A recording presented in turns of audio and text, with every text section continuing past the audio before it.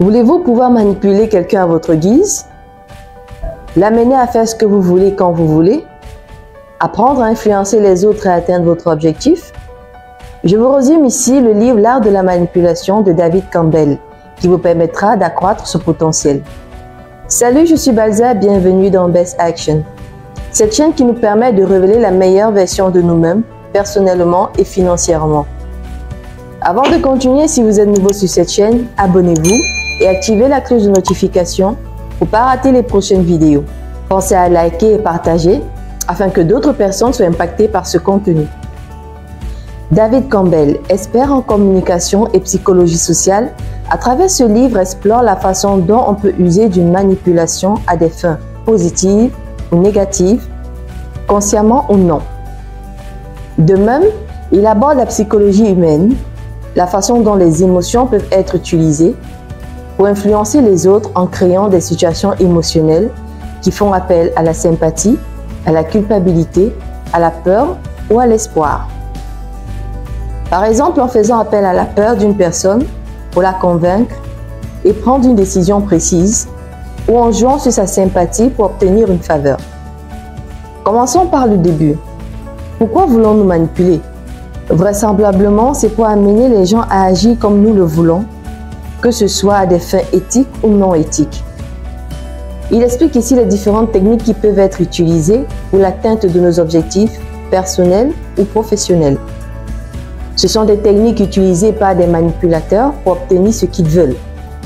Cependant, il est important de noter que les techniques présentées dans ce livre peuvent être utilisées de manière éthique ou non éthique et qu'il est essentiel de faire preuve de discernement et de faire des choix éthiques dans l'utilisation de ces techniques. De même, il est important de se rappeler que manipuler les émotions des autres peut être considéré comme éthiquement douteux et pourrait causer des dommages à long terme dans une relation. Avant de vous exposer ces techniques proprement dites, il est important de vous mettre en garde quant à l'utilisation de ces techniques, car la manipulation peut être dangereuse. Donc il est essentiel d'être honnête et de respecter les limites des autres, bien qu'elles peuvent être utilisées avec succès pour persuader, convaincre ou influencer les autres.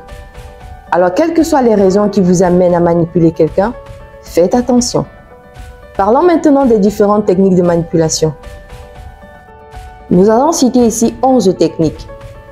Nous allons commencer par la manipulation par répétition. C'est une technique qui consiste à répéter un message ou une idée jusqu'à ce qu'elle soit ancrée dans l'esprit de la personne ciblée. Cette technique est souvent utilisée en marketing, en politique ou en publicité pour influencer les comportements ou les opinions des gens. Cela peut se faire à travers des slogans, des jingles publicitaires ou des messages simples ou percutants qui sont répétés encore et encore jusqu'à ce qu'ils soient mémorisés. Toutefois, il est à noter que cette technique peut être utilisée de manière positive ou négative. En 2, la manipulation par l'exclusivité. Elle est décrite dans le livre comme celle qui consiste à faire croire à la cible qu'elle est privilégiée ou qu'elle a accès à une offre exclusive.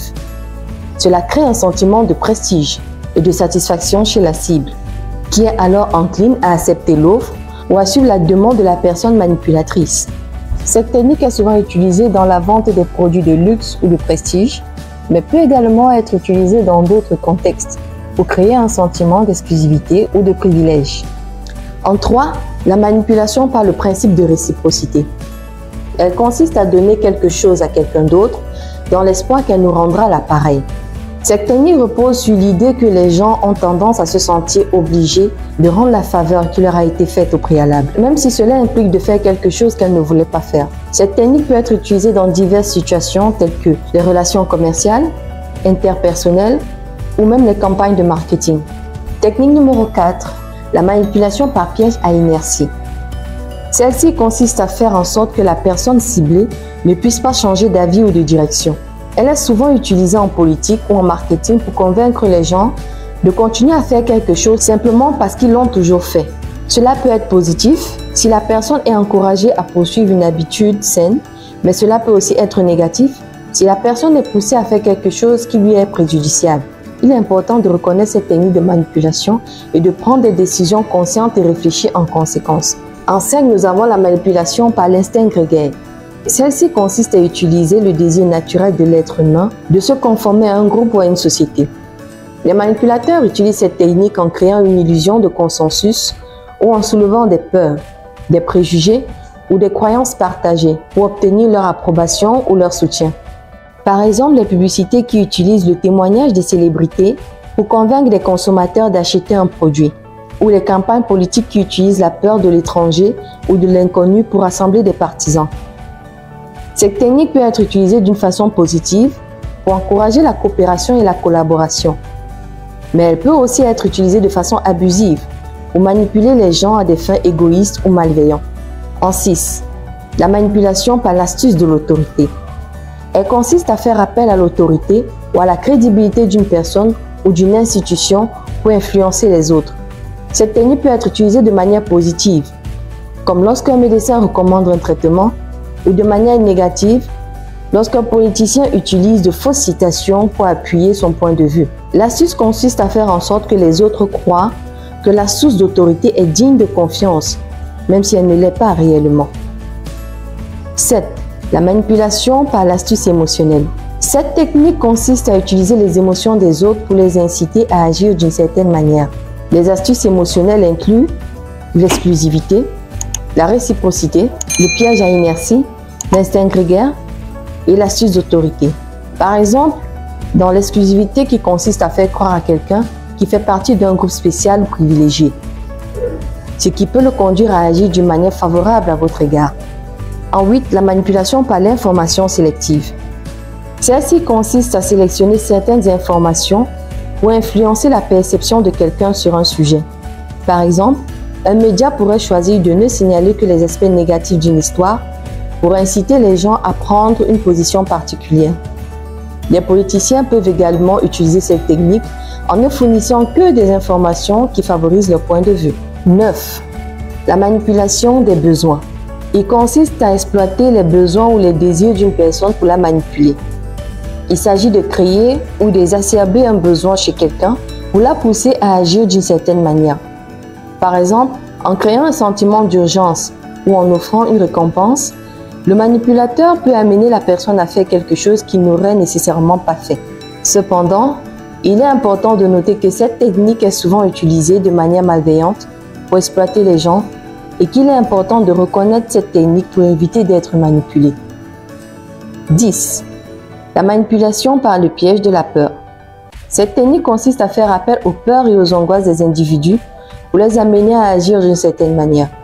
Les manipulateurs utilisent souvent cette technique ou des avertissements exagérés pour susciter la peur chez leurs victimes.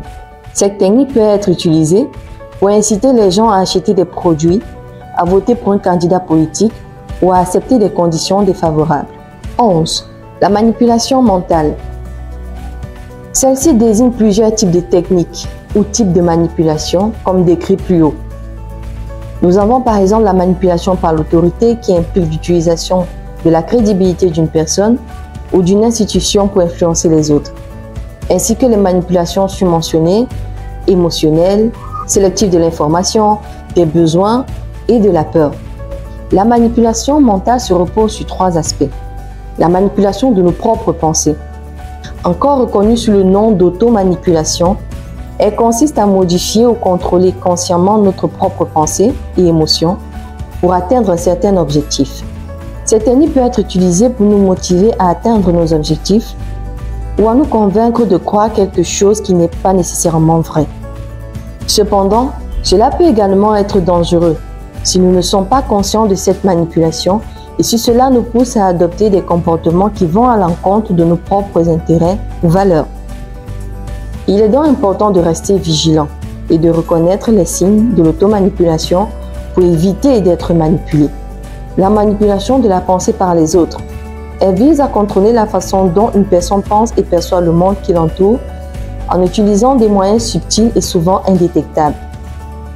Cela peut se faire au travers des tactiques telles que la suggestion subliminale, l'influence sociale et la persuasion. Troisièmement, la manipulation mentale se repose sur la mise en place de la manipulation des pensées. Cet aspect permet d'influencer les pensées et les croyances d'une personne en utilisant des techniques de communication stratégique. Cela peut inclure la présentation sélective des informations, la répétition des messages clés, l'utilisation de la peur ou de la flatterie pour renforcer les croyances et la création d'un sentiment d'urgence pour inciter à l'action. Les manipulateurs peuvent également utiliser les techniques de suggestion pour amener les personnes à penser de manière spécifique ou pour les faire croire à l'idée qui n'est pas nécessairement vraie. Aussi instructives et flatteuses ces techniques de manipulation sont, elles sont aussi un danger quant à la façon dont elles sont utilisées. La manipulation peut être utilisée pour aider les autres, pour résoudre des conflits et pour améliorer des relations interpersonnelles. Il est donc à noter qu'elle doit être utilisée de manière éthique et responsable, en ayant à l'esprit les conséquences de nos actions sur les autres et sur nous-mêmes. Car l'utilisation abusive de ces techniques est considérée comme de la manipulation pour nuire à la confiance et à la relation entre les parties impliquées. Cependant, il est important de savoir nous protéger contre tout type de manipulation. Et pour cela, l'auteur suggère quelques conseils pour éviter cela. Tout d'abord, il est important de comprendre les techniques utilisées par les manipulateurs pour être en mesure de les reconnaître et de s'en protéger. Ensuite, prendre du recul et analyser les informations avant de prendre une décision. Car en reconnaissant ces techniques, nous pouvons devenir plus conscients de la manière dont les informations sont présentées et prendre des décisions plus éclairées. Par ailleurs, se méfier de toute personne qui utilise des techniques de manipulation et de ne pas se laisser influencer par leurs paroles. Il est également crucial de développer une bonne estime de soi et de ses valeurs pour ne pas se laisser influencer par les autres, de rester fidèle à ses valeurs, faire preuve d'empathie en comprenant les besoins et les sentiments des autres.